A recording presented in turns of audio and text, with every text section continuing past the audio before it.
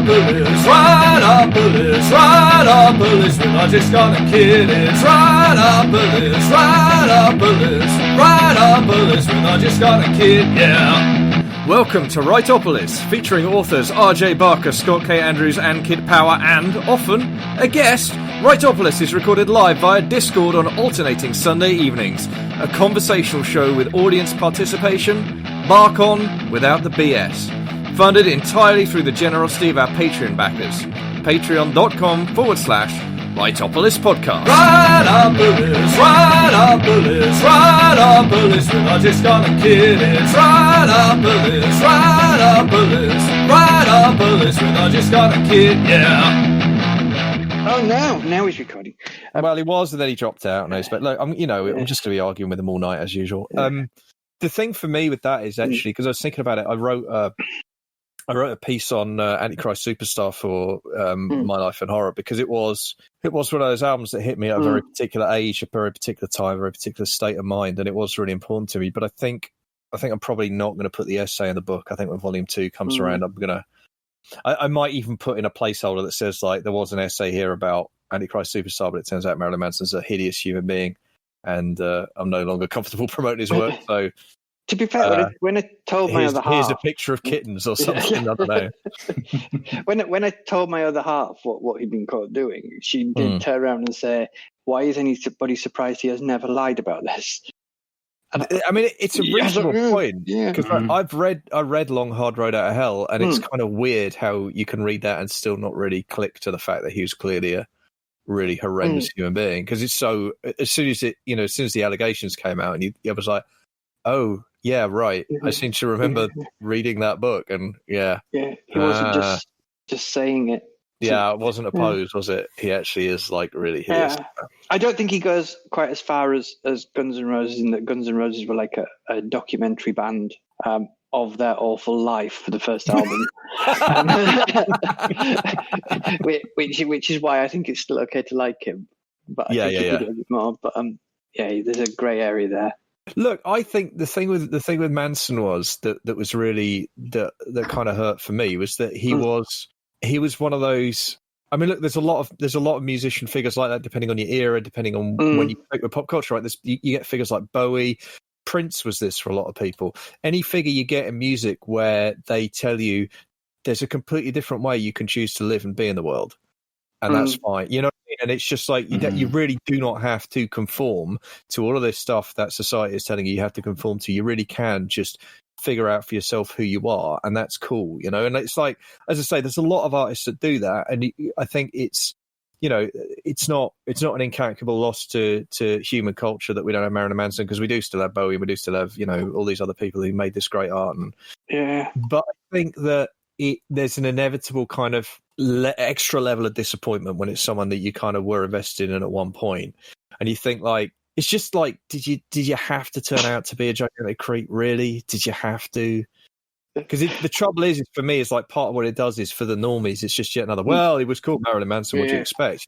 Well, no, Alice Cooper's a completely different kind of dick. Let's not. Marilyn Manson was very articulate in defending being different. And at a time when no one else was doing that. And I think we all were like, yeah, Mazza, go for it. And then he's let us down. Oh, I remember him going on Bill O'Reilly, and that was amazing, Yeah. And what was the Michael Moore film about Columbine? Bowling for Columbine, He turned up, and he was the only person on the documentary who said anything vaguely cogent, as far as I can make out. No, including Michael Moore. Yeah, it's true. Yeah. I can't remember whether I read it or someone told me, and they were talking about Marilyn Manson and saying it was quite a long time ago. Everything about him is pretend. He is basically the jock that beat you up at school, and he's just found a different way in. It might actually have been Trent Reznor. Wow! So don't sue me, anyone, if I'm wrong. When I lived in Toronto, everybody in Toronto had a Trent Reznor story. That's interesting. Everyone I knew had a Trent, and they weren't like that he was an awful human being. It was just, oh my God, you won't believe the fucked up thing I saw him do. They were all like, we kind of like him, but Jesus. Yeah, Fiddler's was some brilliant comment. It's one of the things that you shouldn't laugh at, but I did. It's always interesting to see how people respond to these things. There's the end of the scale where, okay, so-and-so is twat awful, and I have this album comic book, and I will just keep it and no longer boost it. And then at the other end is lost profits. Yes. Yeah. I mean, like a year, like 2 years ago, right? A normal day for me, I would have been reading Warren Ellis, listening to Ryan Adams, and watching Buffy in the evening. And No, I was absolutely the same. Yeah, big time. Yeah. Oh, I'm so Ryan Adams, because the Whiskey Town album, Stranger's Almanac, it is just stunning. Yeah. I mean, Heartbreaker's a really good record. I'm sorry, that is a great record. It just is. But I'm not giving up on Stranger's Almanac because I don't think he was that person at that time. Well, that's it. I've really struggled with it because I was an obsessive. I've got everything on vinyl. I've got a collection of bootlegs. I mean, it's just insane the amount of Ryan Adams stuff I've got because obviously I'm an autistic obsessive. I spent a year not listening to any of it, and then I was like, I really, really need to listen to Jacksonville City Nights. But then he dropped a new album.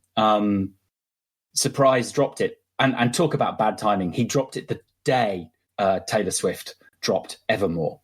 And I just couldn't bring myself to listen to it because I started to listen to the first song. I was like, I'm going to track how I feel about it while I listen to this new material and see if I can cope with it. And the first verse of the first song was basically, I'm really sorry I did a bad thing, but now nobody loves me and it's really hard. And I was like, okay, fuck you. I am out. I was going to say the thing about something like Lost Profits, it is, I mean, it's awful man. But not only those, like his entire band, he just destroyed them. Yeah, absolutely. Absolutely. And they're like wrecked. Bands live off their royalties going into the future. And that's just gone. Oh no, they're cratered completely, and it's not. I mean, and you know, everything I've seen suggests that the other band members were entirely blameless, no idea this was going on. Absolutely horrific. Yeah, absolutely horrific. And look, you know, I've got a lot of sympathy for anyone for whom that particular band was, because they sold enough records. There'll be some people out there for whom they were a massive part of their lives, you know, and then it's devastating. It's absolutely devastating when something like that happens, you know, and it's. Well, this has been a nice, light-hearted start. Tackling the big issues on Writeopolis. Yeah. So if you're wondering what Scott brings to the mix, ladies and gentlemen, so far, just misery, absolute abject misery. So that's me. I'm the misery king. I look at Katie saying about Joss Whedon. Yeah, I think that's caused a lot of pain for a lot of people. Yeah, deep pain. Yeah, me. Kate's making an interesting point though, which is right. It's the trouble with someone like Whedon is because of his particular position. It's the damage, and it's the same thing we were talking about with Lost Profits. But Whedon, in some ways, the ripples are even bigger.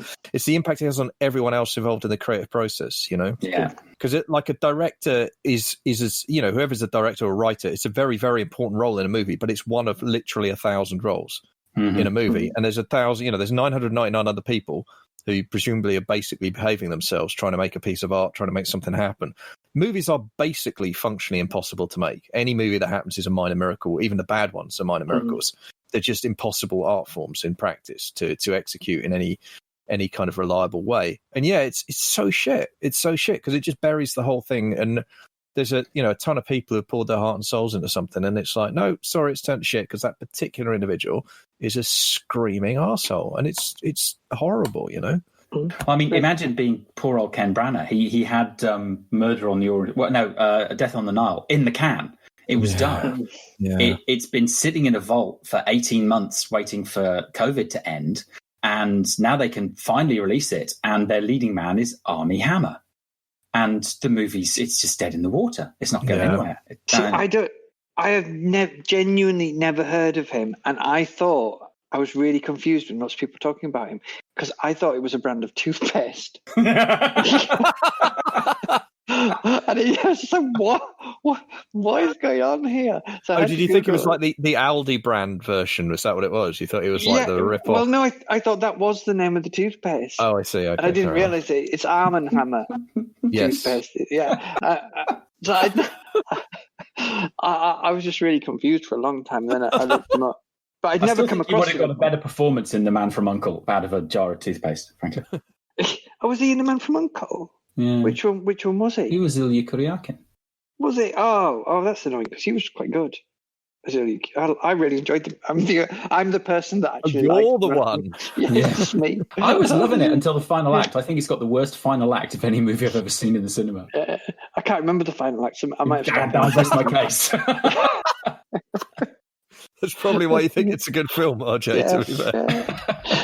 Talking of final acts and bringing us back onto the actual very loose structure we have. The media we've watched this week. I watched a film. We don't often watch films in this house. It's not a big thing. I watched A Star Is Born with Bradley Cooper and Lady Gaga. That was good. Its first 2/3 is excellent. Mm-hmm. It's too long, I would say, by about the last third. And so there's something about their relationship that's a bit weird and uncomfortable, but I don't know if it's deliberate. It's deliberate. In all the previous versions, that the relationship's uncomfortable and weird. Is it? Yeah. And I don't. The end is a real downer. Yeah. So that's yeah, that tracks. And it's James Mason.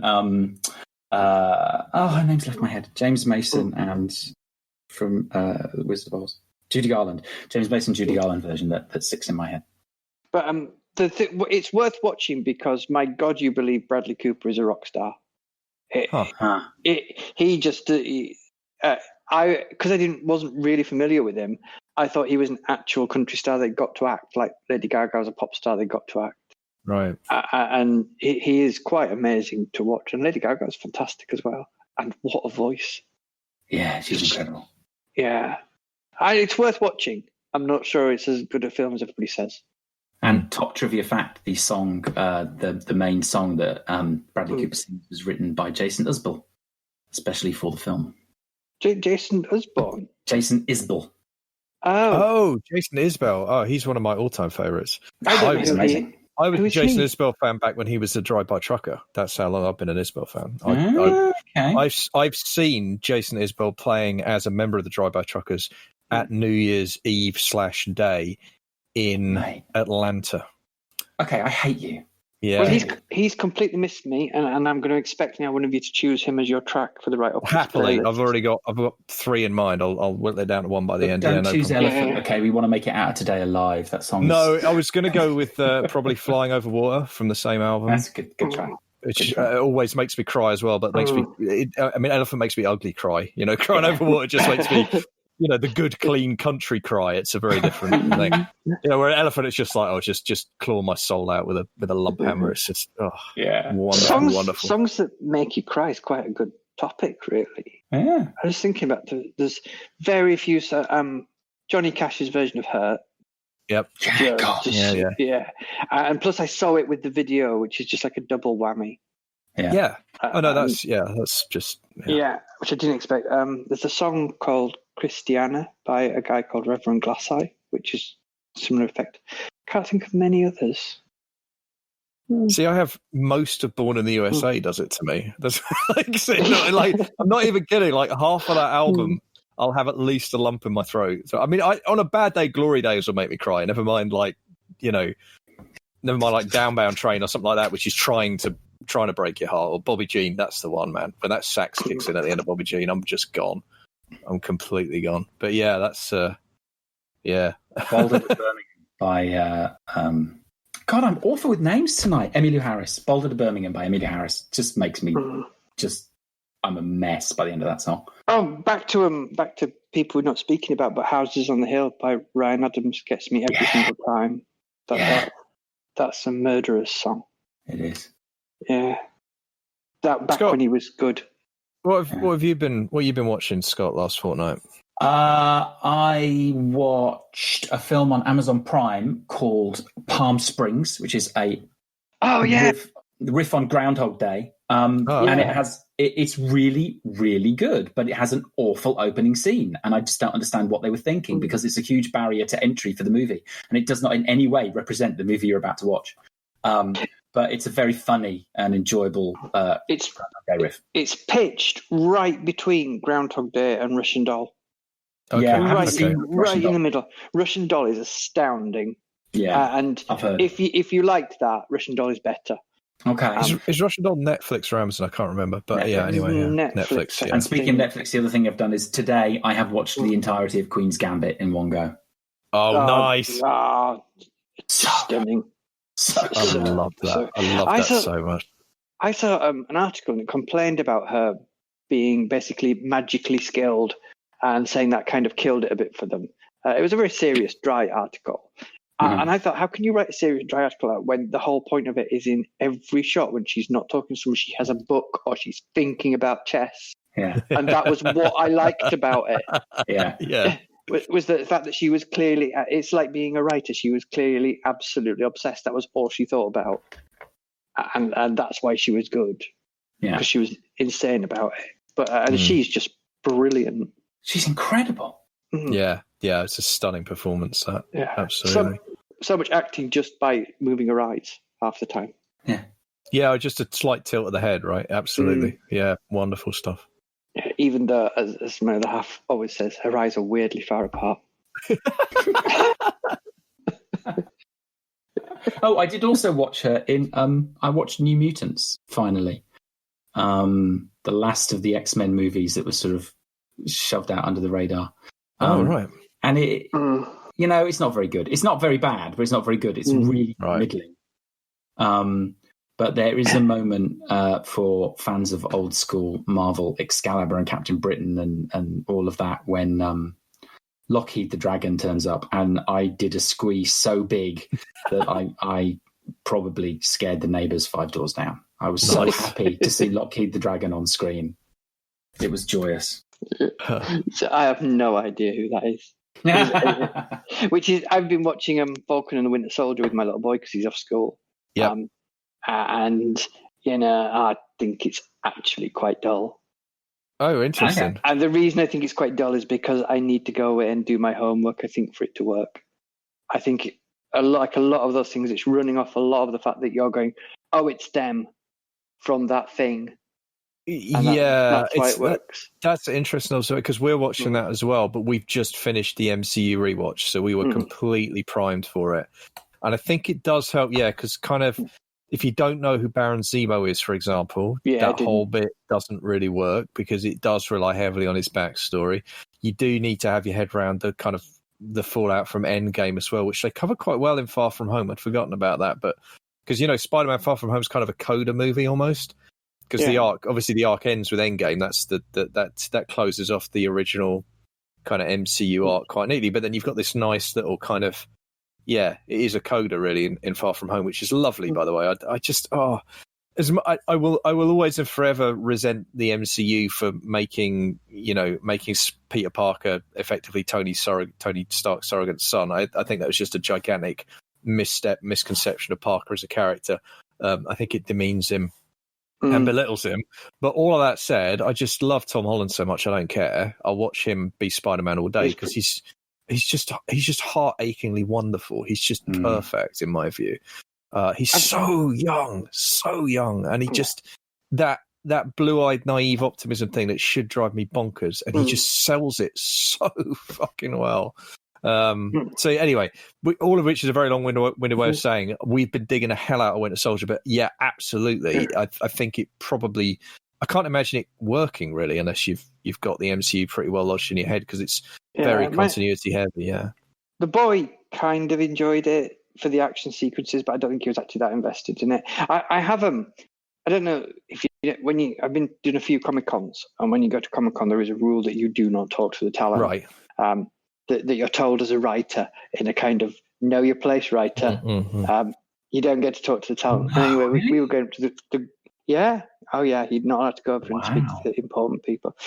Anyway, we were in the lift with this bloke, and we were just chatting away to him. He was very nice. And we walked off, and he walked off. And it was only watching The Falcon and the Winter Soldier that I realised it's it's Sebastian Stan. But I genuinely had no idea who he was. I was just like, oh, I thought he was staff. Just like, he probably thought I was staff with my family. I remember when I was at the first SFX weekender, me and oh golly, names. I'm losing my mind. Me and a fellow writer, we realised that our passes would get us access to like the green room by the stage. So we thought we'd kind of chance it and just sort of stride in there and see what famous actors we could meet.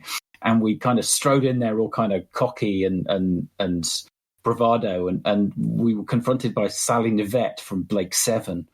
And we were both completely starstruck by her because like huge Blake 7 fans. And we just kind of stood there and said hi and kind of stood there awkwardly for a couple of minutes and then we fled. That was it. That was the extent of our interaction.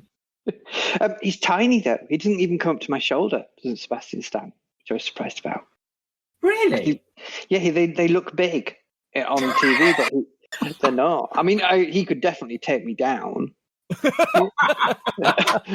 no doubt about it. I mean, he's quite chunky lad, but small. There's a wee fella. Not that's bad or anything. But yeah. The only time I've ever been starstruck is I had dinner with, I'm going to name drop like mad here, Kim Stanley Robinson. And that was lovely, having dinner with Kim Stanley Robinson. And then halfway through, he mentioned that his best mate is the crime writer Robert Grace. And I couldn't speak because he knew Robert Grace. And Robert Grace wrote my favourite ever book. Yeah, that's that's pretty amazing. Oh, do you like Robert Grace? I didn't know you liked Robert Grace, Kate. Yeah. Was it LA Requiem? No, LA Requiem. Yeah, LA Requiem. Yeah, it is. Yeah.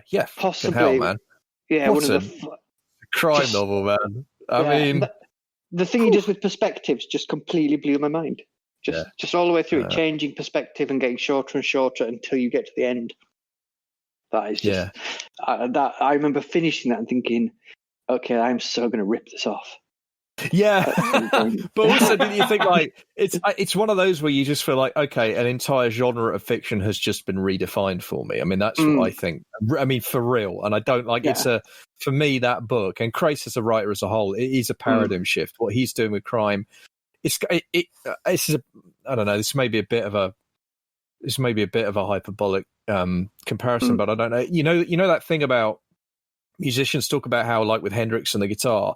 After Hendrix, every single guitar player's got to decide what they're going to do in relation to what Hendrix did. Like they've either got to ignore it or cut against it or try and build on it. But you can't, like, it happened and it shaped. And for me, that's what Crace did with crime. It really was just like, there's a new way of doing this now. And you don't have to write crime novels like that. You can still do whatever you were doing before, or you can try and find something different again. But there is a new way now. There is a new way of doing it that you kind of have to think about. I know. If RJ Dark, if RJ Dark was here, he would definitely say that a numbers game is a reply to Robert Grace. If not a kind of bit of hero worship, and fair enough. Just in the hope that Robert Grace might notice him. So when you say reply, is this in the nature of fan mail or what? Possibly, yeah. Purple crayon, or I don't know. I'm just block capitals. I love you, Bob. I have met him. I went to see him he appeared at Leeds Waterstones. Fantastic! And at first I couldn't speak, and then I couldn't shut up. But it was really because there was a big crowd there and no one was asking questions, and I asked loads of questions, and then I queued up to get my book signed. As I got to the front of him, he went, "You're a writer, aren't you?" And I went, "Yes." He said, "You asked the writer questions." And weirdly, his publicity officer stepped forward and said, "He's quite a good writer, Bob, because I worked for Orbit when they picked up his first book, so I read it," which was really lovely. That's nice. And I went bright red. Just tell Robert Grace I'm quite good. Excellent. Yeah. I got to see my dad do that once because when my dad was growing up, he was obsessed with Buddy Holly, and of course Buddy Holly died in the plane crash, and it was like a defining moment for my dad. And he then became a songwriter, obviously, and at one point in Birmingham, you say obviously. but that's not obvious to the people listening. Well, no. Yeah. He became a songwriter, and one night in Birmingham, by some bizarre twist of fate, he ended up on the same bill as Jesus, I'm going to forget the name again. Sonny Curtis. The guy who wrote Walk Right Back for the Everly Brothers and the theme song to the Mary Tyler Moore Show, and like a terrific songwriter. And my dad, it's the first time I've ever seen my dad kind of gobsmacked and silent, and then kind of go into fanboy mode. And they ended up playing a song together. And on the way out, Sonny Curtis said something to me about my dad, basically saying, you know, he's one of the good ones. He's terrific. And I told my dad this, and he was driving. He drove home at like 100 miles an hour with the window down just to get to. He thinks I'm one of the good ones. It was so sweet. It was really nice to see him in that state. It's lovely when you meet people you really respect and they turn out to be really nice as well. Yeah, absolutely. Because there's always that fear they're going to be. The other thing I did media-wise this week was me and my other half finished watching Bosch Series 6. And because we started watching it, I went back and started reading the books because I've read some of them and all of them. And I've gone from not being able to read it all to just devouring all of the Michael Connolly books. And it's been amazing to watch the series, how clever it is at taking the books and not actually reproducing them, but using them to tell a different story. And it's a proper masterclass. It's just, and the acting in it's just top notch. Everybody in it. Just, I can't recommend Bosch enough if you haven't watched it. It's a good show. So the other things, I can't remember. Had I watched Godzilla versus Kong last time? No, I don't think you had. Well, I watched that. Is that all you have to say? That was it. I loved it. I mean, no, the thing is, I just don't want to, like, this is going to sound absolutely ridiculous because it's Godzilla versus Kong. I just kind of don't want to spoil it for anyone, but I just loved it. Because I know it's still effectively a cinema release, and I know there'll be people who'll be waiting to get to it until it's less ridiculously expensive. No, it does exactly what it says on the tin, and you get what you want to get out of that. And I watched it with my kid, and we just had the best time. You know, the best time. We just bounced up and down on the sofa, cheering like mad. And we're both sort of Team Kong, you know, and we just had a wonderful, wonderful time with it. It's great. It's what I love is I can't believe you're so wrong about this as well. T-Rexes and they. No, you cannot. No one really likes Godzilla. That's just I not. love Godzilla. It's just a pose. It's just a pose. No one really likes Godzilla. Not as much as Kong. I mean, come on, it's Kong. No, I've always found King Kong really quite dull. Oh, you're just saying it to wind me up now. Oh, no, I'm not. Honestly. Katie's just asked the big question. Oh, yeah. Now, you see, the thing is, what I've realised is that now we're a triumvirate. Yeah. If I've got Kit, you know, on my left and RJ on my right, I'm kind of like the Lib Dems of this little triumvirate. And so oh god, he's going to say Diplodocus, isn't he? Oh my god! I was going to say you either have to take sides or bring something new to the table, isn't it? Well, I'm going to take the Lib Dem route, which is I'm going to ask you both, what's my vote worth? Oh, I thought that meant you were going to side with the worst person and therefore RJ, because that's what they was meant to be. So, I was fully braced. You can tell I'm a member of the Labour Party. I was like, okay, so you're a Lib Dem, so I'm going to lose again, because that's how it works. What I'm promising Scott is that I will offer him a lot and then blame him for all my worst decisions. That's very compelling. That's very compelling. You need to think this through. Go for the Rainbow Coalition this time. We'll introduce proportional representation for real, and we'll never live in a nightmare again. Come on, you know, it makes sense. T-Rex, I don't know how that ties into T-Rexes. No, it's the only slight problem with that. I may have just had a flashback there to 2010. I'm sorry, everybody. Hang on, I'm back in the room now. I'm pretty sure that T-Rexes would be Tory dinosaurs. Oh, behave!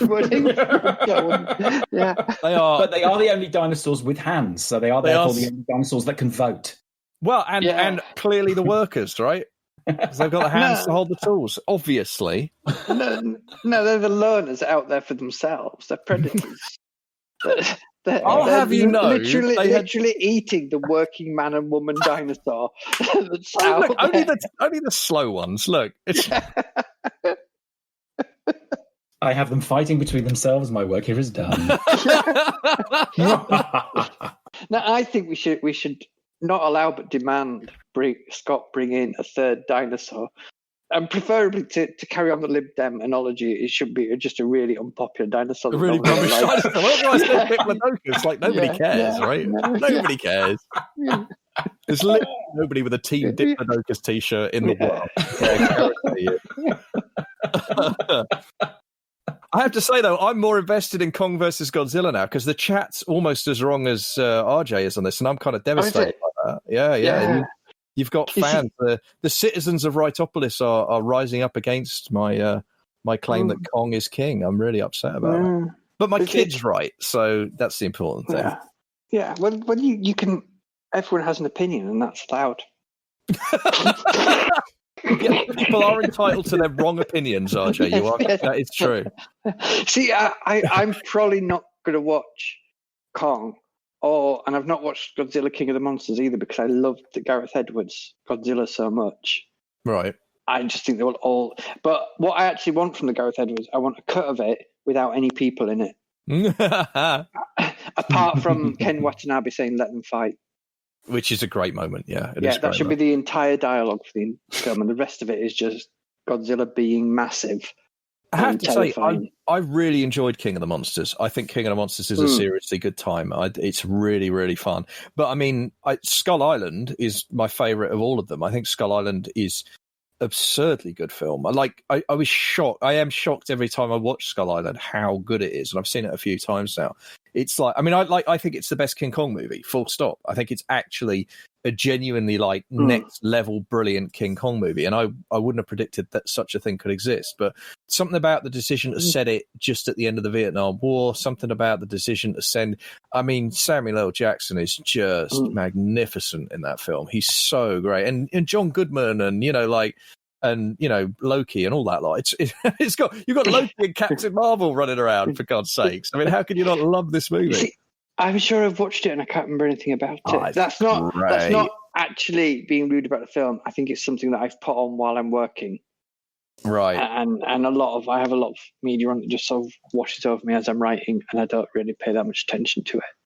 I love Skull Island. It makes, I mean, basically Skull Island just turns me into a 5-year-old again. That's why I love it.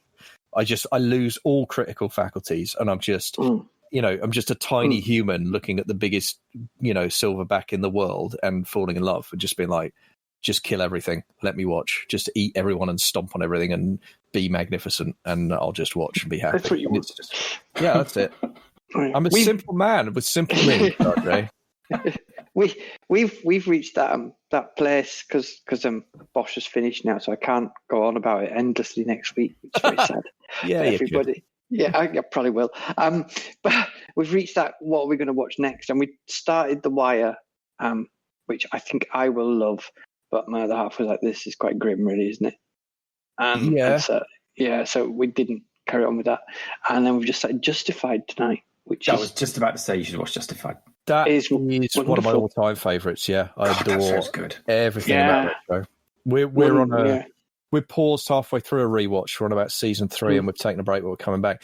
Another one that I'll ping up for you, RJ, if you're at that spot. I'd be really interested in your opinion on Your Honor, which is I think because we're watching it at the moment, and it's one of those things where there's just one or two writing decisions that are really frustrating because they're not writing decisions. They're, that thing where you get a procedural and it's mostly good, and then someone does something and you're like, no, in real life that would never be allowed. Like you just what is it on? Sky, I think. It'll be a long time before I watch that. Sky, I think, Sky boxes. But I am really enjoying it. I am really enjoying it. That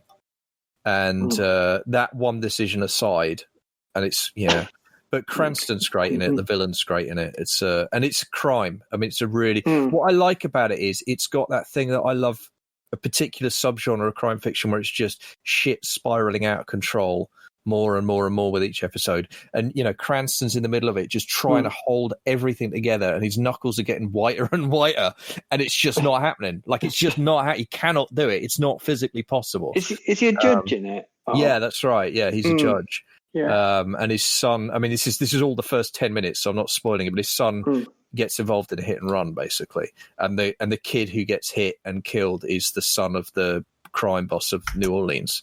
So it's kind of a big deal. And then he runs away because his kid panics, and it's like, and that's the setup.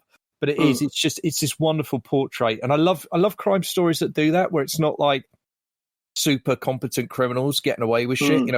It's a basically normal. I mean, he's a bright guy and he's a pillar of the community and he understands the criminal justice system. So he's got a few things going for him. But fundamentally, he's not cut out to be covering up a giant criminal act, especially not when the person hunting him down or trying to find out the truth is the head of like the New Orleans mafia. You know what I mean? Like, it's really, and it's great because and Cranston's so good at that kind of, I mean, it's, in some ways you can see why he got picked, there's similarities obviously with certainly with the early seasons of Breaking Bad in terms of what he's doing in the role, but it's wonderful. It's really, really good. And as I say, that I forgive it the couple of technical hitches that I'm not wild about, because that atmosphere, and that feeling of it's just that sinking feeling you get every episode. Like, oh God, you just stop digging. You see, I find that really uncomfortable. It's why I didn't carry on with Better Call Saul. Oh, okay. In that I enjoyed it, but I don't enjoy seeing somebody's life fall apart. Something about it. I watched all of Breaking Bad and thought it was wonderful, and I will never ever want to watch it again. No, we have to be careful here because I've only just started season 3. Oh, right. Oh, well, it's all teddy bears. You have quite a long way to go in that case. I do. That's all we'll say about that. Yeah, the writer of Your Honour is a British writer. It's Peter Moffat, isn't it? Oh, is it? I didn't know. Yeah, okay. Yeah. He's done a bunch of legal dramas for the BBC. Right. Is he related to the other Stephen Moffat? He is not. Ah, good. Neither is he related to Peter. Neither is he related to Peter Moffat, the director of Doctor Who was the reason that the 5th Doctor, Peter Moffat, had to change his name when he became an actor to Peter Davison. God, isn't there a lot of Moffats about? Yeah, you see, you've been pointless. Yeah. I did not know I was going to get so much Moffat news.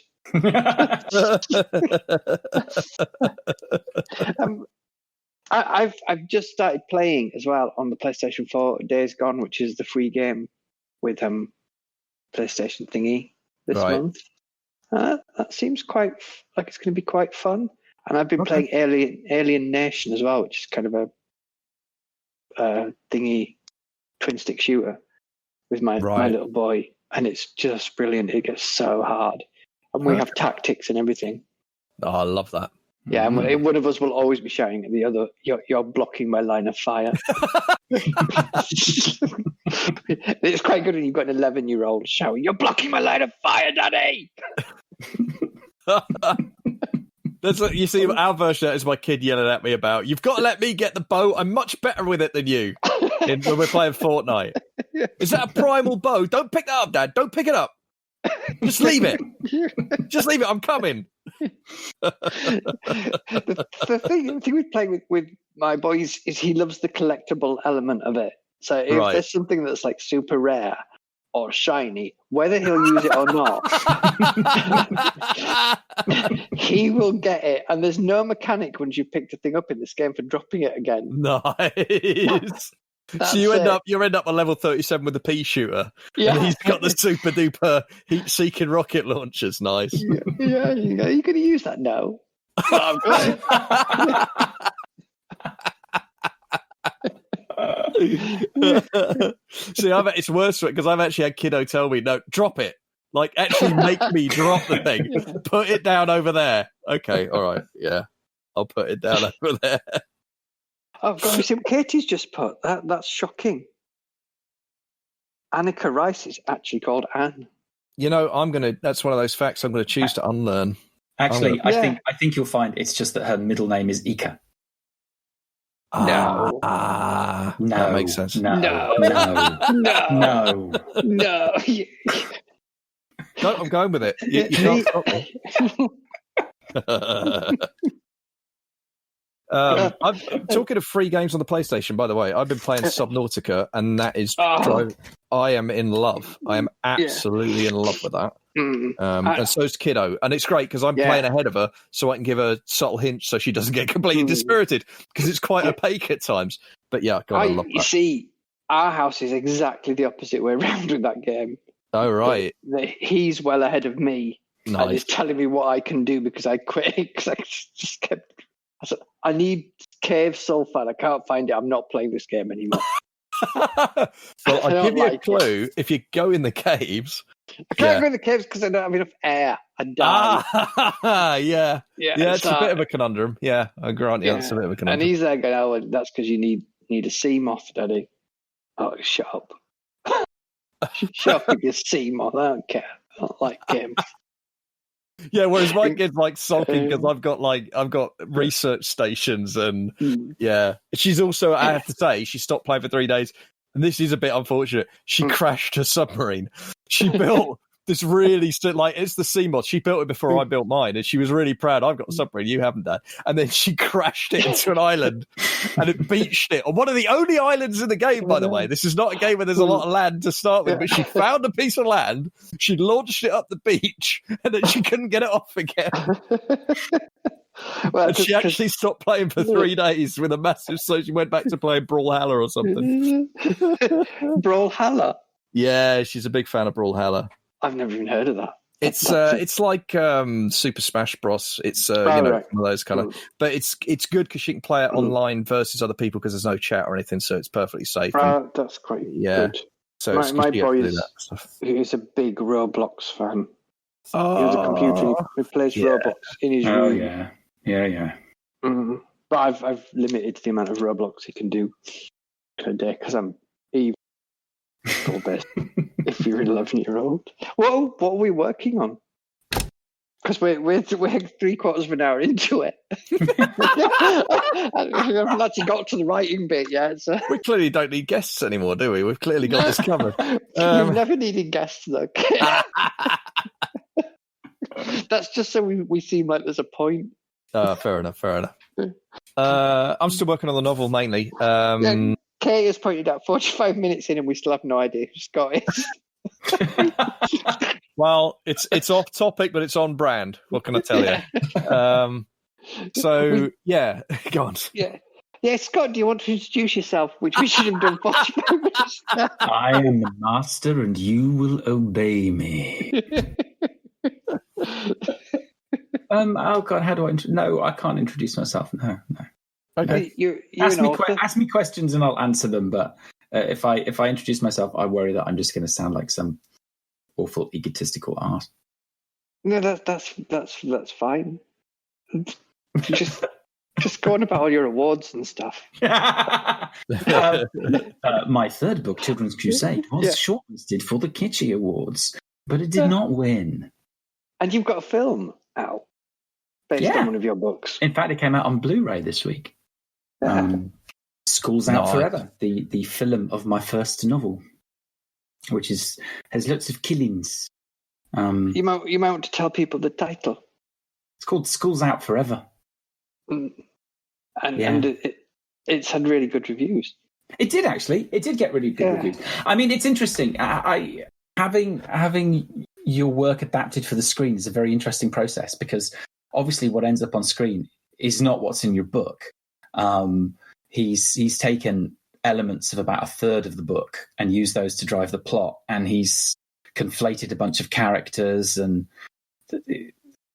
it's inspired by rather than necessarily a slavish adaptation of the book. But what's been really interesting for me is watching it and realizing that he's completely got the tone of the book right.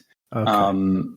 And there's something about the way he stages the fight scenes that is exactly the way I write action, which is really, really gratifying. Oh, that's cool. Because when I write a fight scene, nobody is ever competent.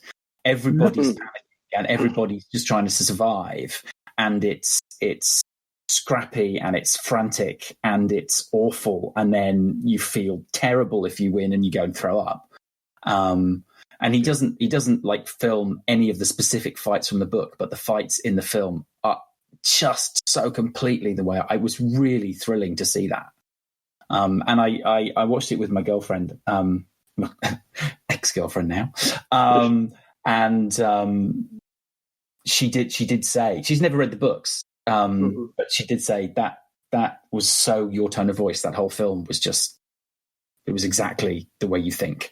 It's like, great, that's reassuring. It's a deeply violent, very, very bleak film. But yeah. Scott K. Andrews, he's scrappy and he throws up when he wins. Yes, Nice. that's me. Yeah. That's me. And I you like have that.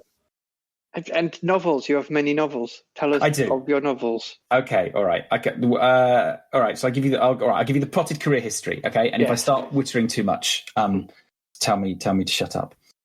When I was 7, I wrote a little book. No, I decided I wanted to write when I couldn't decide whether I wanted to be an actor or a writer, and I was trying writing, and I started pitching for the Doctor Who books, the Virgin New Adventures, after the TV series was cancelled. Wow. They had Yeah, an okay. open submissions policy. Yeah. And lots of terrific writers came out of that because they would read anything anyone sent to them.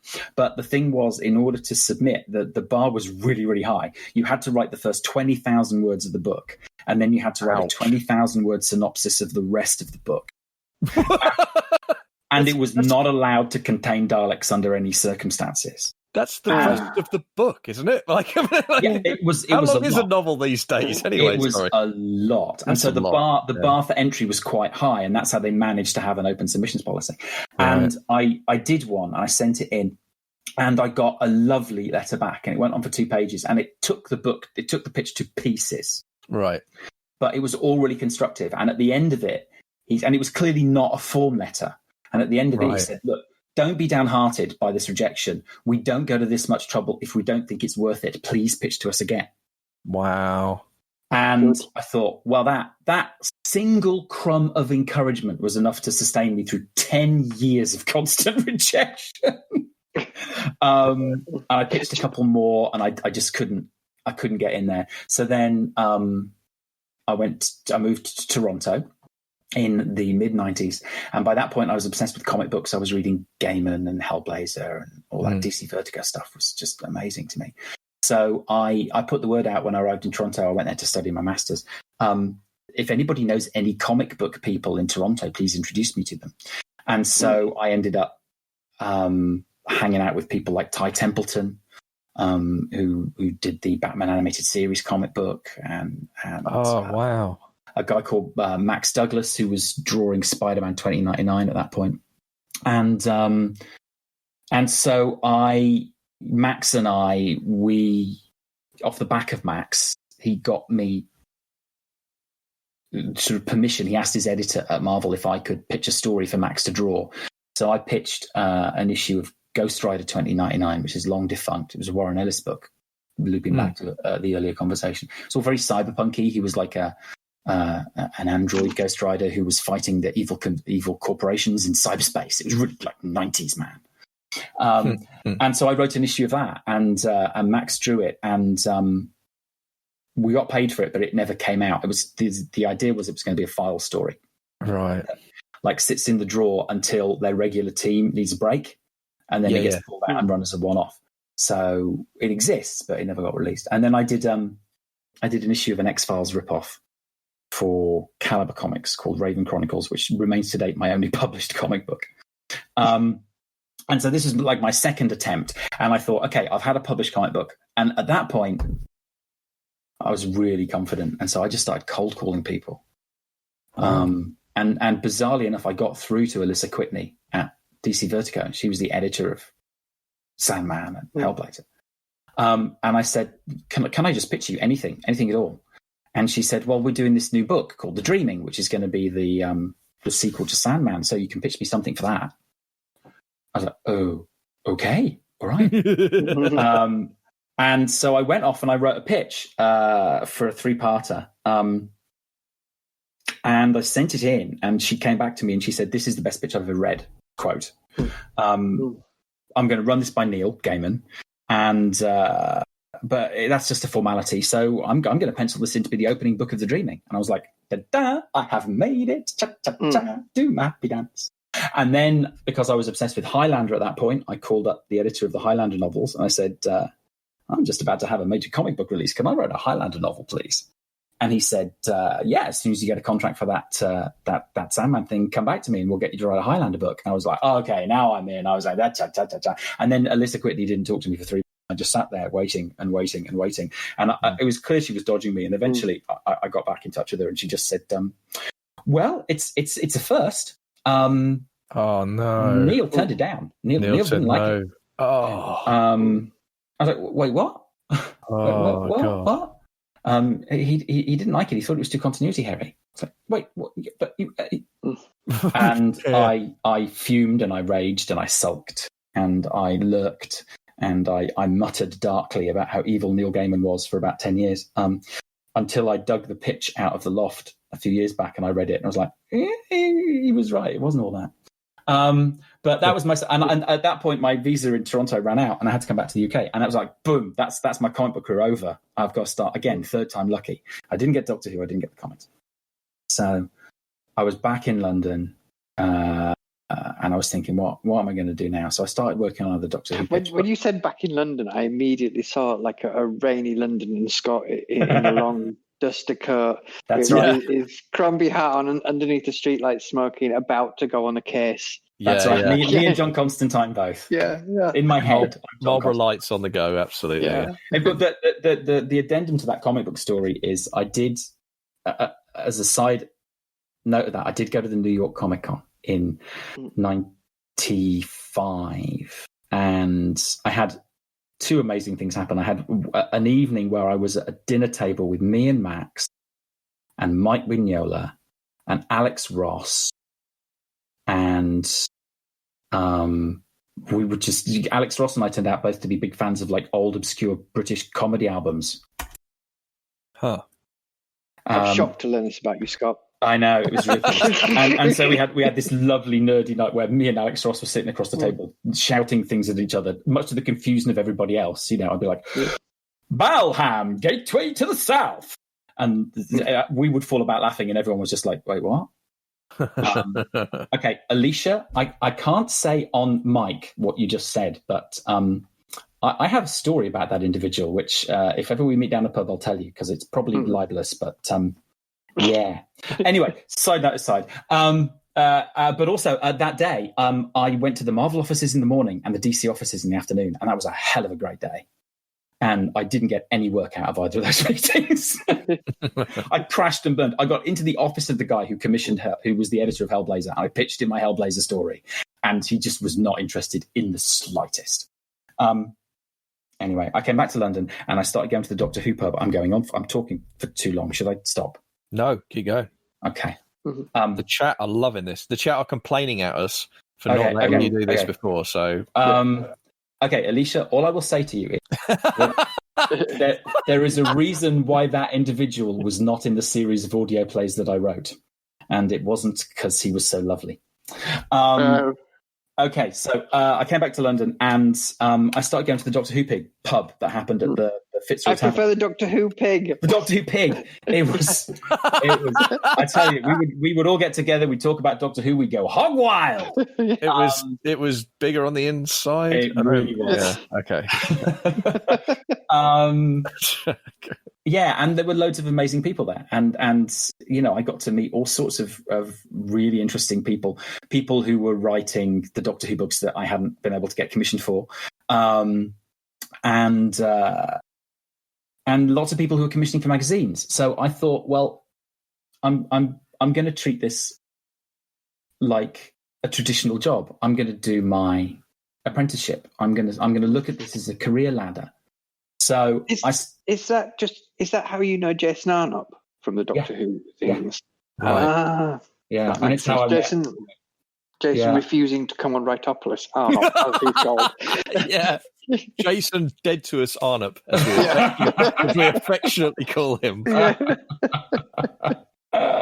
But there were amazing people at this pub. You know, you'd be standing around and there'd be apart from Jason Arnott. Apart from Jason Arnott.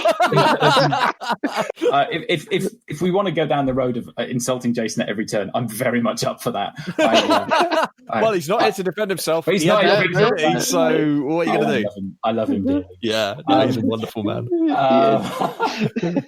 But the editor of TV Zone was there, which was this magazine that used to cover like all sci-fi TV. So I got a gig doing like 200-word reviews of. It was a Joe Michael Straczynski show. He did it after Babylon 5. It was called Jeremiah. It's completely forgotten now. It's not streaming or DVD or anything. It was a post-apocalyptic show with Luke Perry. It was really good. So I would write 200 words every month about the latest episodes. And then I started to get book reviews and film reviews and moved to their other publications, Film Review Magazine and Starburst. And then I started to get feature articles, and then I started to get cover features. And I was doing pretty well at this. I was getting a lot of money from writing for magazines. And I said to an editor once, I think it was Gary Gillett or Tom Spilsbury, the TV Zone or Starburst editors. I said, look, I've not been doing this very long, but you're giving me a ton of work and you're giving me, you know, big commissions relatively quickly. Can I just ask, what am I doing right? What's just so that I know, you know, what I should keep doing. And he said, well, it's really simple, Scott. When we ask you for 500 words on episode 1 of season 6 of Buffy by midday on Friday, you give us 500 words on episode 1 of season 6 of Buffy by midday on Friday. And I said, yeah, but he said, no, that's it. Right. That's it. I said, but wait, that's just basic. That's basic not being an arsehole professionalism. He said, yeah, but you'd be amazed. And I was like, oh, right. So my unique selling point is basic professionalism. Just the work. Yeah, I was amazed by it. I was blown away by it. And I thought, well, that sort of vindicates my idea to sort of treat this as a career. So I actually made a plan. I said, I'm going to get someone to commission me to write a non-fiction book for a fee. And I'm going to do it and get a second one commissioned so that I can prove to everybody that I did the first one right. Then I'm going to try and get a write for hire fiction gig and get a second one so I can prove to everybody I did the first one right. And then I'm going to try and get my own book contract. I'm going to treat this like a career ladder. And that is exactly what I did. I got Virgin to commission me to write 120,000 words on Dawson's Creek. Wow! Which remains both my longest book and, according to the editor of my novels, my best book. Oh, cheers, mate. Wow. Oh, God. I couldn't write 120 words on Dawson's Creek. Oh, man. I tell you, that was some hard graft. That's work. I mean, it was work. I think I could do it, but I think that would be work. I do not underestimate the scale of that task. It was huge because they did a lot of these episode guidebooks at the time, you know. So right. What you come up with a list of categories and you watch an episode and you write 1,500 words on that episode, filling out these categories. And it's, you know, it's supposed to be read as like a viewing companion. They did one for Buffy, they did one for Angel, they did one for this, that. Yeah, sure. So I got to do that. Then I did one on Farscape, which I loved. That would be more fun, I'd have thought. It was more fun. It was more fun. And then I kind of stalled a bit. I'm loving the Farscape love. Yeah, Farscape. I stalled a bit. I was kind of about to give up. I tried Doctor Who again and I couldn't crack it. And then my friend Simon Gurria, that is exactly what Farscape is. One American sent into Australia's BDSM scene. Yeah, very good. My friend Simon Gurria told me that Abaddon were putting out shared world Bibles and open submissions, and they've got a shared world Bible for like some steampunk adventures and one for post-apocalyptic. And I thought, okay, I'll give it one more try. And one of the pieces of advice that Simon gave me, and I just remain enormously grateful to him. I owe a lot of my career to his interventions, he said, pitch 3 to get 1. Always have 3 ideas. Yeah. Minimum. Okay. When you go into a room or when you're invited to pitch 3. So I pitched 2 of the steampunk and 1 of the post-apocalyptic, and they came back and they said, we like 2 of these, and we'd like... So those were 1-page pitches, just 1-page outlines. They came back and they said, okay, expand these 2 pitches into 2 sample chapters and a sample synopsis. And I sent those in, and they picked Schools Out Forever and Schools Out, and they said, yeah, turn that into a book. The one they didn't pick, the steampunk one, still has, I think, my favorite ever 1-line pitch of anything I've ever not written, which was Francis Drake and Charlie Chan versus Chairman Mao in space. I would have loved to have written that. I like that. So they commissioned Schools Out, and I wrote that, and that went down really well. I was amazed at how well it went down. I didn't think anyone would read it.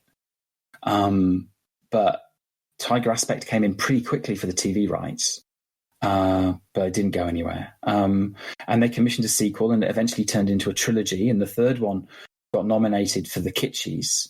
And then Anne Perry, who was one of the creators of the Kitschies, the judges of the Kitschies, was... Anne's just the best. And Jared. Yeah, I love them so much. Anne was brought in to be a commissioning editor for Hodder. Hodder, I think it is Hodder. Yeah, Hodder. It's one of the big ones. Yeah, doing sci-fi, and she called me up and she just said, "Do you have anything in your drawer?" And the answer to that is always yes, isn't it? Well, the answer to that is always yes, because I was following Simon's rule. I had 3 pitches ready to go. Yeah, there you go. Original things. Yeah. And I sent them in, and she said, "Okay, we like this one. Do the first 30,000 words of this." And I sent it in, and she came back and said, "Yeah, we're going to buy this. You better get an agent." Because up to this point, I had no agent. Wow.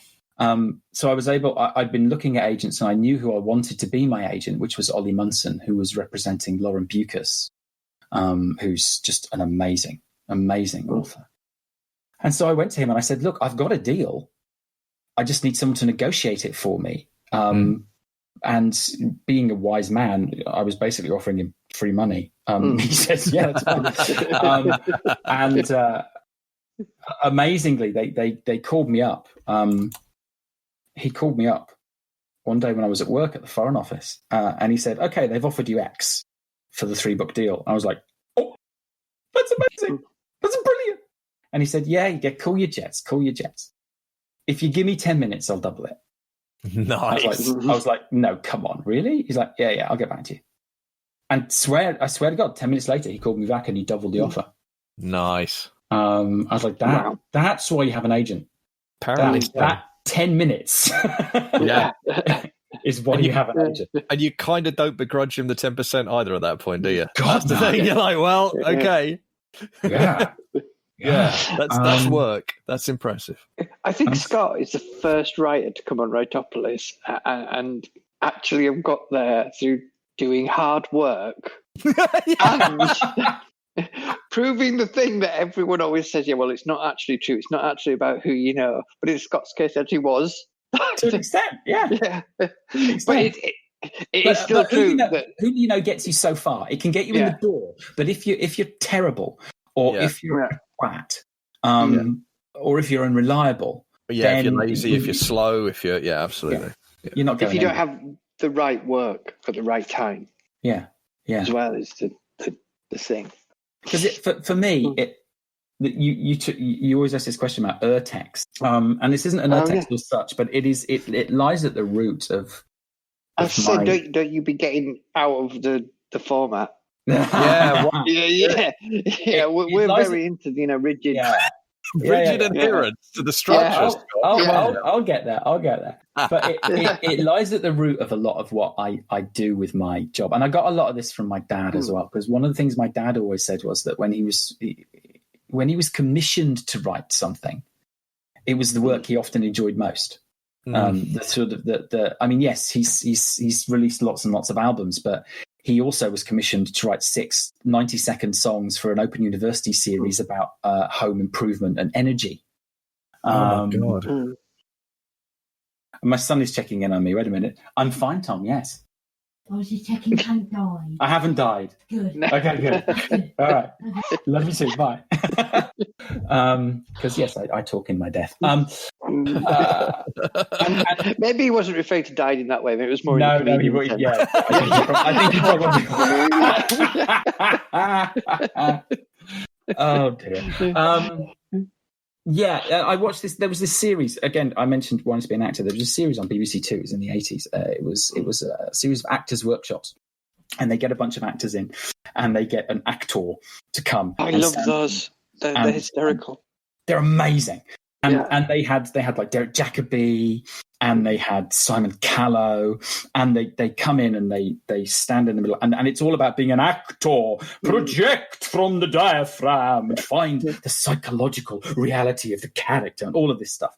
And then like episode 5 was Michael Caine. Oh God, are you going to do the thing about him looking away? No, yeah, well he comes on, right, and his whole masterclass is like, okay, here's what you do if you want to be an actor, right? If you've got a love scene, you got to do some kissing, bit of breath freshener, okay? She doesn't want to taste your lunch. Don't be an arsehole, okay? You got a call at 7:00 in the morning, and you got to know your lines. Turn up at 7:00 in the morning, know your fucking lines. If you've got to hit a certain mark, right, so that the camera's going to be in focus, don't stand 2 inches to the sideways. Don't be an arsehole. Don't make the cameraman's job difficult. Hit your bloody mark. Here's how you stay in focus. And then there's this whole bit about staying in focus. And I watched this, and it was a revelation to me, because the whole thing was about being professional and not being an arse. It wasn't about being an actor.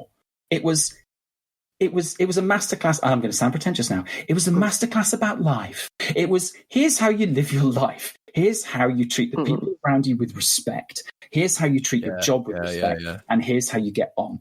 And it blew my mind. And there's a quote that goes with it that Michael Caine said since, which is, whether I have any talent or not is beside the point. What I am is a skilled professional actor.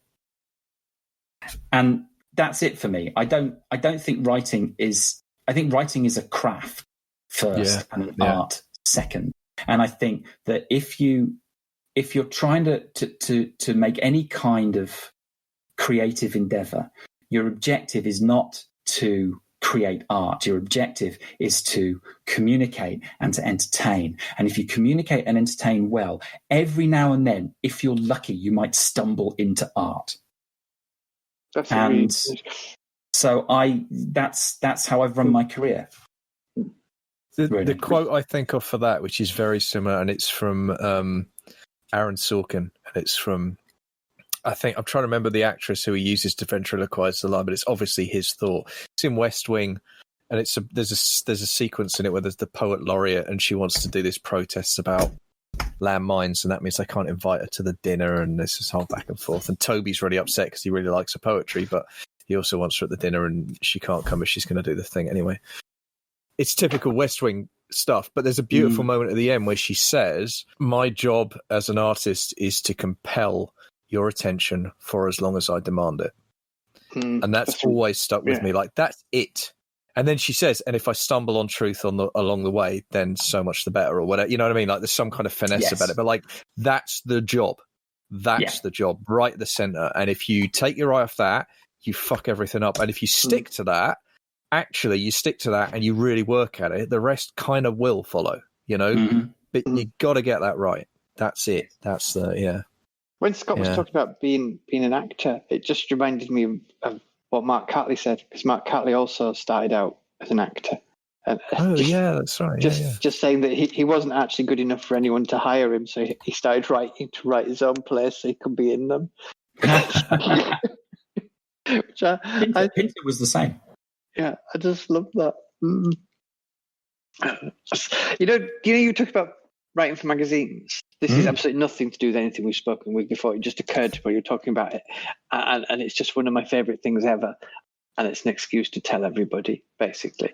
There used to be a TV listings magazine, and the guy who wrote the listings was either they just weren't paying attention to him anymore, or he was the editor of it because he just wrote what he wanted. And one day I realised this, and it was really amusing. And he wrote one of the best bits of very short writing I've ever seen, and I've never forgotten it. It was Batman, and it was split by the news, you know, the way they used to. Yeah, Mhm. yeah. And the first part of it was a full write-up of Tim Burton's Batman and what it was about. Then it was news at 10, and then it said 10:40, the batting continues. And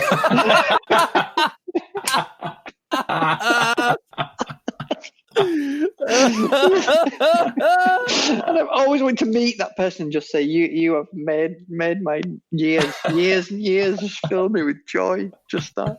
That he did it and that he got away with it. I love it. But yeah. I remember watching that Michael Caine thing, and he did a thing about theatre actors using their eyes and TV actors using their eyes. Yeah. And my memory of it is there being absolutely no difference in what he was doing. Although he was trying blind, that might be just a completely invented memory, but that was how I remember it. Just something going, what are you doing, Michael Caine? So yeah, that's the story of my career. And then I got the Time Bomb trilogy with Hodder, and it got really good reviews, and nobody read it. Just fools. Yes, idiots. And have you started working on something yet, Scott? Yes, I got 20,000 words into a crime novel, and I gave it to Ollie, and Ollie was like, "I can sell this. This is good. Please finish this." And then my life exploded. So it's been sitting on my hard drive for nearly 2 years now. I was going to say, is that the one we sat in a pub and talked about? Yeah. It's a school involved in it, if I remember right. That's right. I'd written down the next question, and I can't what it is. No, is that you can't read your own handwriting? Shut up, Kit. I didn't mean that in a judgmental way. But, it's fair, because I can't. I've told when I was. Well, I just assume it's because RJ's a goth. He sat there in the dark, right by the light of his laptop screen, because that's the only light in the room, and that's why he can't read it. Anyway, I don't know. I'm not actually sat. I am sat in the room with all the lights dimmed to quite an extreme level. But the reason I can't read it is my handwriting is just genuinely so bad. And that explains the books. Yeah, I'm sure I've told you that when I was working on the Assassin books and finished the first one, and I looked at my notepad, which I very rarely do, but I found this sort of page, and it just said, "This is a very important plot point. Don't forget it," in block capitals at the top. And then there was a whole page of notes that I'd written out, and I couldn't read a word of it. And I'm forever doing that because my writing is so bad. Oh. That's what I'm writing a comic. It's a graphic novel. Oh yeah. Wow! We don't have a buyer for it. It's not that exciting. But I have a friend who's if you like Warhammer 40k, he does like a comic for them where it's little like goblin things. I don't know what they're called. Snotlings. Yeah, he does a comic with them. Oh, yeah, nice. And orcs. That's quite it's quite funny. That's the sort of thing he does, but. We had this kind of we decided to help each other work. We'd like Zoom each other while we were working. Okay. And I can tell you, does not help you work. It didn't sound very helpful. I've got to be honest. Actually, there's a business, there's a website that does that. It pairs you with random other people so that you can have your money on your camera to motivate you to work. Yeah, and I used to talk about random. I can't think of anything worse. I really no. So, but we did no work, but we came up with a whole idea for a graphic novel.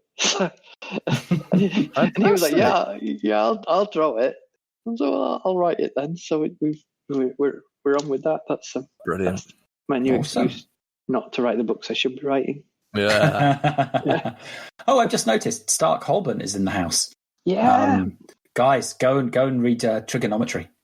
Yeah, and the new one which has just come out. Yes. Trigonometry 2. Which, applied trigonometry. My mind just went. I was going to go with this time it's acute, but then that's not trigonometry. Yeah. And Stark is a fantastic writer. Yeah. And we cannot recommend her. We've not had her on. We should have her on as a guest. We really should. Yeah, I don't know. She might not want Stay. I Might not want to love talk the way to we're us. literally just like she's right here, and we're going to get you on as a guest. It's all right, Yeah. fantastic. Yeah, come on then. That's the whole point of Writeopolis. We can talk No, about people no they peer can't pressure answer or back. anything. Yeah.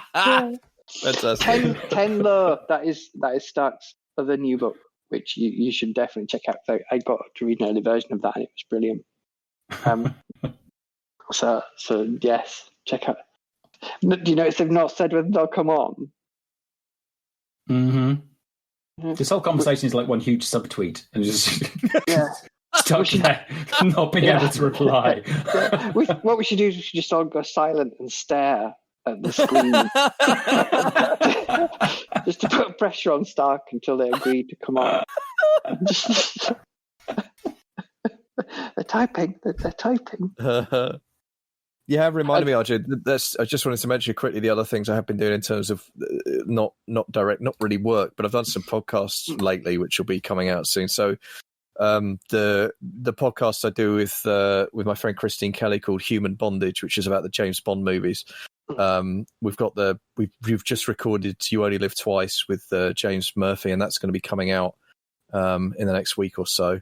So that's really exciting, and it was fun to. I mean, You Only Live Twice is a horrifically racist movie, but the final third is really, really fun because it's the secret base and it's Blofeld, and it was a good time, and it was good to get back on the horse with that because I've not been able to do podcasts for a little while for various reasons, and I've also I've got a couple of recordings booked. We're going to do some more of my Sherlock Holmes show and some more. What's the other thing I want to be doing? I'm talking with the guy from Justin Park who leads the Sinister Horror Company. He's the editor-in-chief of Sinister Horror Company, and we're actually I'm going to interview him about his novella, Mad Dog. So he's hosted a series of podcasts where he talks to the authors for Sinister Horror, but I'm going to turn the tables on him and interview him about his novella, which is Mad Dog, which is one of the best, honest to God, one of the best, if not the best werewolf novella I've ever read. But it's certainly one of the best. Does he know you're going to turn the tables on? Yeah. No, we've talked about it because he interviewed me about, because he's the Sinister Horror. I've got a couple of my books out. They got God Bomb and Breaking Point are both with Sinister Horror. So they interviewed me about Breaking Point a little while ago. But when we chatted about it, I said, "Well, who's going to talk to you about Mad Dog?" And he was like, "Well, that's not." And I was like, "Okay, that's me then. I'm going to talk to you about Mad Dog because I love that book and I want to pick your brains about it." So yeah, so that's been nice. It's good to be doing that stuff again. That's been fun. Yeah, I've been doing nothing. RJ Dark is writing the third Mal and Jackie book. Fantastic. Which is coming out. It's 50,000 words in. Wow. Coming on a pace. Yeah, it's easy to write. So that's a good sign. Yes, Stark has done what you two just did. Third. Yeah. Don't tell our agent. Because he thinks I should be doing something else. It's all gone horribly wrong. But yeah, I think we're on to the musical choices. I think we probably and are. Text. I think we're finally on to the text, to Scott's text. Yes. Right, text. God. It's got to be Terrence Sticks's Doctor Who books. Yeah. It has to be. I mean, they were omnipresent in my life, and everything about the economy of writing I learned from them. I mean, the opening line of the Dalek Invasion of Earth is a masterclass. Yes. Through the ruin of a city stalked the ruin of a man. I mean, come on. Take my money. That's good shit. Yeah, So, absolutely. I remember having the giant robot one. Which I loved, and I loved it as much for the picture on the front as I did for the oh look, Katie's just said, can we discuss how it's International Poetry Month? I am ignoring that rather blatant call out. I'm not rising to it, Katie. I'm not rising to it. Okay. T-Rex was a young woman from Devon. T-Rex is king. You're the citizens of Writeopolis, and we don't have to talk about poetry. I particularly like that you did that in a form that didn't rhyme as well, Kit. It was RJ. It was blank verse, as you'll well know.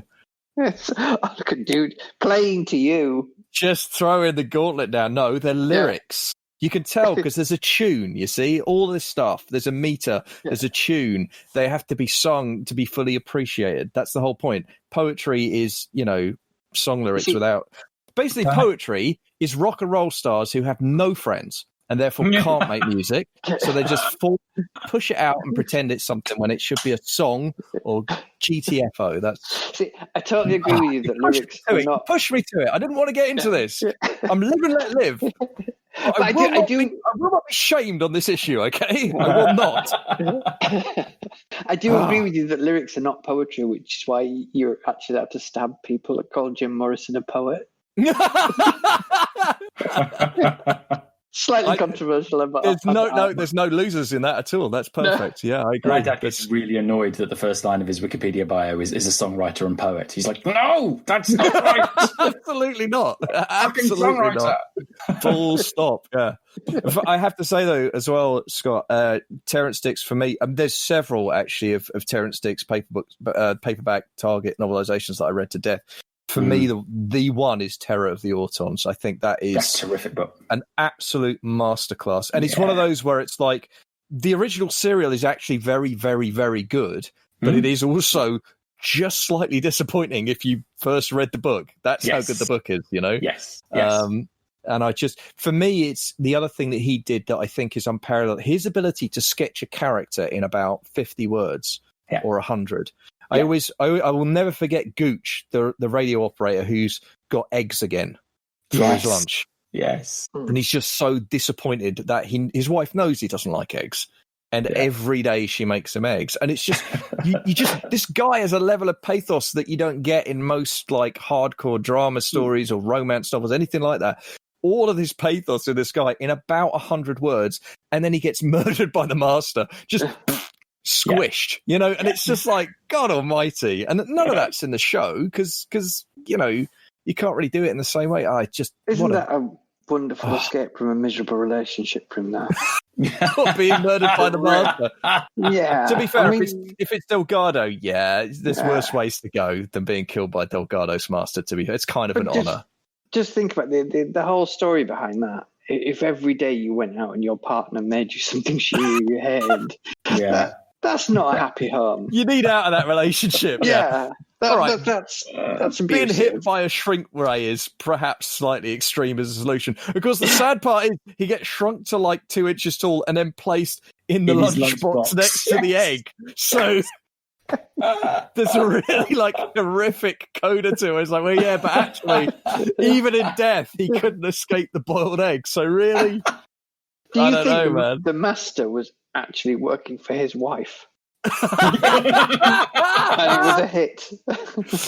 It would explain a lot about... look, the master's motivations are opaque to most people, including him, most of the time. So it's possible. Yeah, he also saves the ending of that story because in the TV version, the master orchestrates this plot.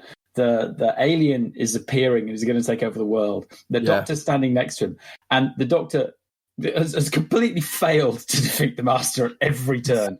And he basically just turns around to the master and he says, your plan's a bit rubbish, because it's probably going to kill you too. Shall we stop this? And the master goes, yeah, all right then.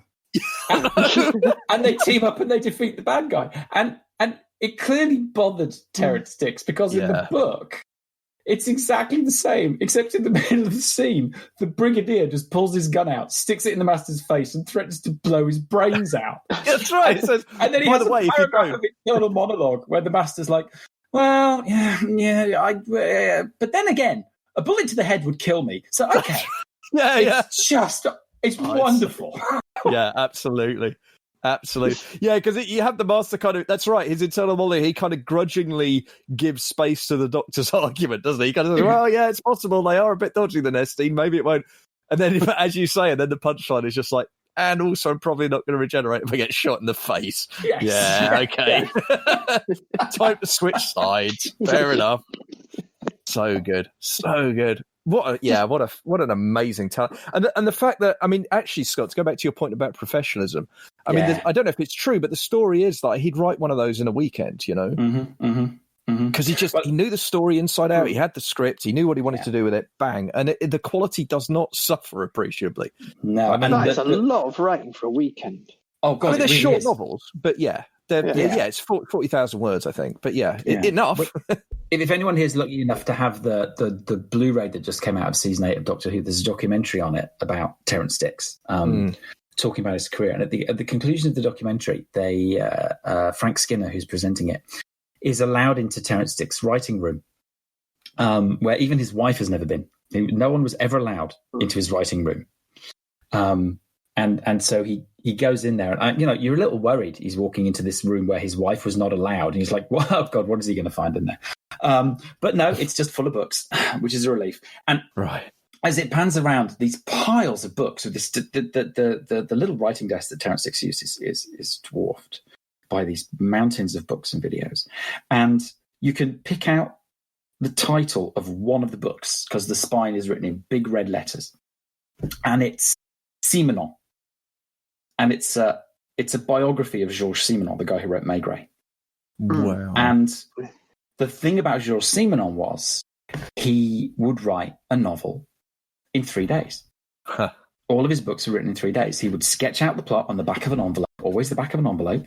He bought envelopes specially to write out the plot. And then he would think about it for a bit. He'd go into his room, he'd lock the door, and he'd stay in there for 3 days, and he'd bang out a book. And that's exactly what Terrance Dicks used to do. Let's be honest, that's rude. Yeah. Yes, it is. It's showing off, isn't it? It is. Yeah. And I bet you any money what Seaman actually did was he'd been writing that book for months, and he just hid it under his desk. And then he went out and bought a special envelope, made sure everybody saw his envelope. And I've just had an idea. I'll go into my room and I'll write this book. And then he went in and spent 3 days drinking and wrote the end. Nice. That's how I'm going to do novels from now on. Fair enough. Yeah. If I had an office, I'd do that, but I don't because I'm very, very badly done to. No, doesn't even have a shelf for his award. I've not even got my award yet. That's how hard life is. Moving on. I'm googling t-shirt makers as we speak.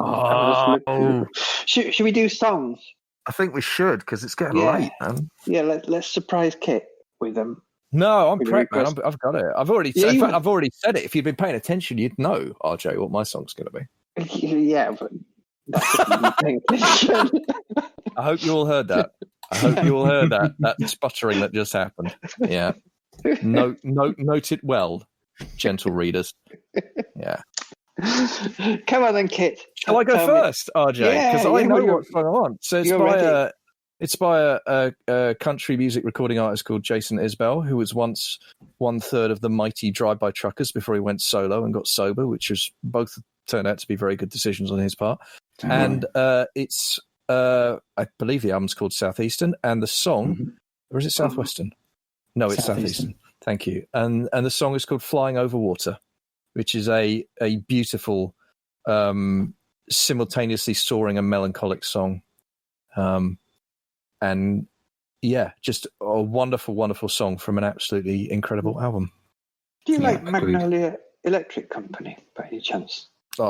That's the first time I've heard those words arranged in that order, so I have no information.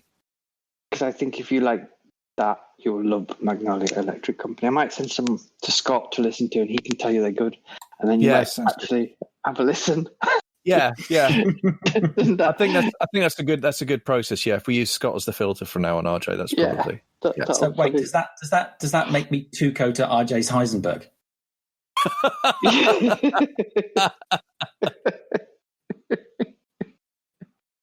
You did listen to one thing I sent you. Nor deny. I can't remember what the actual thing I sent you that you listened to. Oh, you listened to Yard Act, didn't you? I told you I listened to Yard Act. No, I did listen to it. Yeah. They were who had. Unfortunately, they've just had a baby. So, well, again, rude. Yes, because we're expecting a theme tune. But yeah, it will come eventually. I was in two minds about my song. At first, I was going to choose Art Pop by Lady Gaga, which I think is a brilliant song and really weirdly got ignored. And I changed my mind, and I'm going to choose Is This Life by the Cardiacs. Yes. a cracking song, even though I find almost everything else by them completely impenetrable. True story. I saw Cardiacs live at the Astoria supporting the Wild Hearts, and it was the strangest live music experience of my entire life. I had by like a comfortable margin. I wrote a review of it. It's one of my first ever published pieces of writing. Actually, it was my review of the Wild Hearts. It was the Wild Hearts, Baby Chaos, and Cardiacs, and they were absolutely astonishing. And it's one of those things where I didn't get it. yeah. I'm thinking at the same space in my head is this is absolutely brilliant, and I do not like it. Yeah. It's just this is amazing and incredible, and not in any way for me. Yeah. But that song is "This Life" is absolutely. It must be their tune for people who aren't quite up to what Cardiacs fans? Yeah, maybe. Yeah. And Scott. Since we mentioned them last week, Bradford's finest, New Model Army, probably the band I've seen in concert more than any other. And I agonised over this one, but I'm going to go for an obvious one. I'm going to go for Green and Grey. Oh, it's a cracker. Which is a terrific song. Yeah. They're one of those bands that seem to have got better. Their latest album is a corker. Yeah, and Winter was brilliant. Yeah. Just absolutely smashing. And I didn't used to like them. I kind of came back to them later on. Yeah, I think Justin Sullivan is one of the great unsung heroes of sort of British songwriting. I don't think he gets nearly enough credit or gets mentioned enough. No, I think that's fair.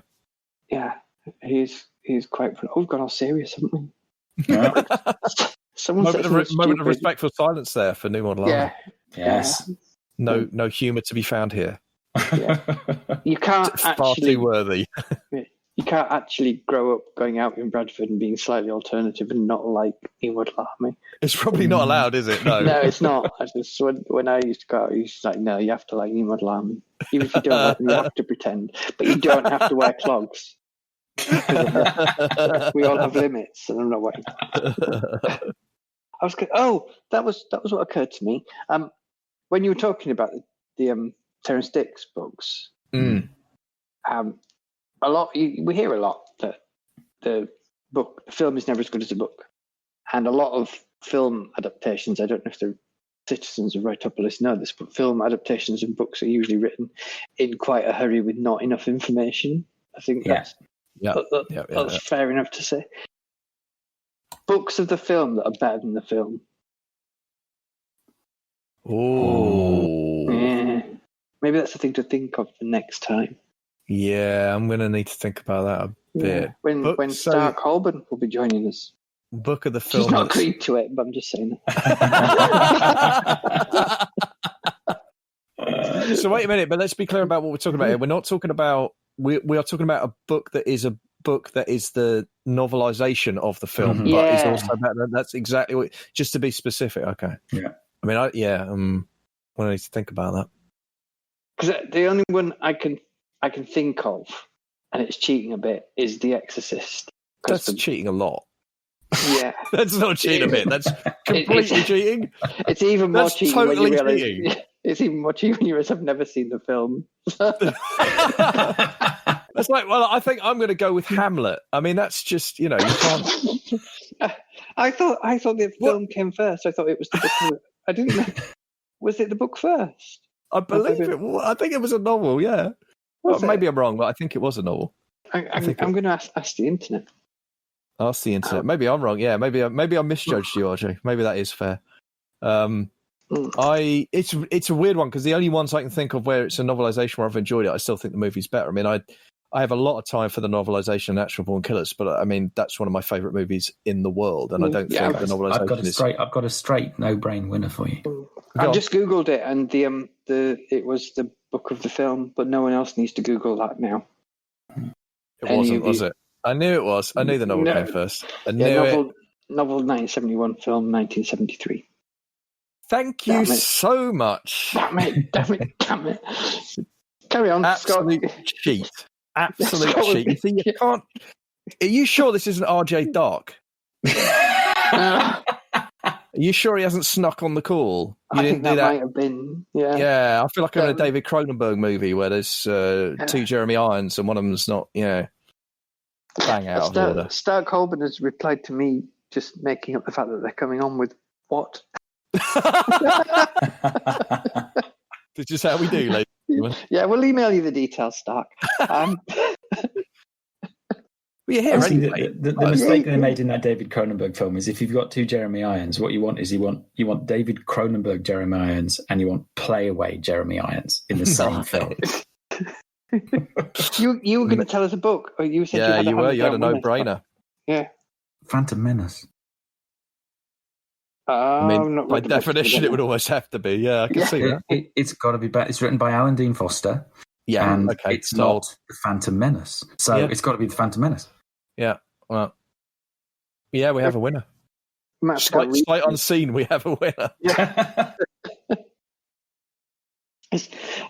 All of the Star Wars books of that trilogy better though.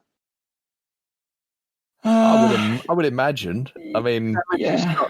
But that one's definitely because it's Alan Dean. I mean, that really is a no-brainer, isn't it? Because better write than George Lucas. I'm just going to say it. I mean, yes. Fight me, it's Star Wars nerds. I don't care. It's not. I don't think there's any Star Wars left who would fight me on that. To be honest, I think they're all just going to give it up. No, it all went quite wrong, didn't it? It really, really did. It really did. Yeah. Still, luckily, the mouse owns everything now, so everything is fine. Yeah, or is it? Yes, because unhappiness is illegal now because the mouse owns everything. Concentrate, RJ. Sorry. I think we're 2 hours in. We are well over time. Yeah, absolutely. This is what happens when we're just allowed to go on. Well, we don't have the discipline of a guest to wind us in. Yeah, it's very true. Getting uncomfortable, going, really must leave now, please. Exactly. I should probably make sure that my children get ready for school tomorrow. And my daughter has just texted me to let me know she's at the front door. So I can keep talking or I can let her in. We'll let you go. We'll let you go. Okay, well, I say we go for midnight then. What do you reckon, With guys? this, I genuinely have to go right now. Bye, gang. It's been lovely having you See here. you soon. Maybe we'll get it. That's it for another week. No, I'm actually going to probably stay up and play Alien Nation to get a level on my son. If I don't add some superstructure to my Subnautica underwater base, I'll be very surprised. Yeah, so it's because I always have that excuse of I tell my wife that I've got to stay up a bit to wind down. Oh yeah, no, absolutely. Because it's quite stressful, obviously. Yeah, goodness. Yeah, it is. And then I text Kit. And we giggle like children, dear readers. Yeah. Anyway, it's been lovely having you all here again. It has, and I think we will have a guest in a couple of weeks, and we'll figure out who it's going to be. But yes, absolutely. We won't force it on Stark. No, although Stark does turn up next time. Yeah. Please don't assume we're holding somebody hostage or anything. That's not. It's not how we roll at all. No, I would be a guest though. I mean, absolutely. Terrifying cowboys. So, all right. Yeah. So good night. Good night. Lovely to talk at you. Stark is typing. See you soon. Night, everybody. Thanks for listening. Writeopolis records alternating Sundays via Discord. To take part in future shows, visit patreon.com/Writeopolis podcast to find our server details. You can also support the show there in return for Discord perks and early access. If you enjoyed the show, please like, subscribe, and spread the word. Thanks again.